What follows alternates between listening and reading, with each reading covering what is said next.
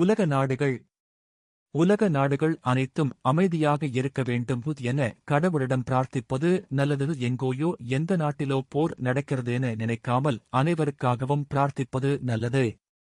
உங்கள் தேவைகளை கடவுளிடம் கேளுங்கள். எனக்கு ஏன் பிரச்சனை வந்தது, எனக்கு ஏன் கஷ்டம் கொடுக்கிறாய் என கேட்கிறாய். உனக்கு வரும் கஷ்டம் உன்னை பண்படுத்துவதற்குதான். குழந்தைகளுக்கு பெற்றோர் தரக்கூடிய ஒரே ஒரு பரிசுதாய் தந்தை ஆயுளுக்கும் சேர்ந்து இருப்பதுதான். அடுத்து உங்களை பாதுகாப்பாக வைத்திருங்கள். அது உங்கள் குழந்தைகளுக்கு நீங்கள் செய்யும் நல்ல விஷயம். சில குழந்தைகளுக்கு தாய் இருக்க மாட்டார்.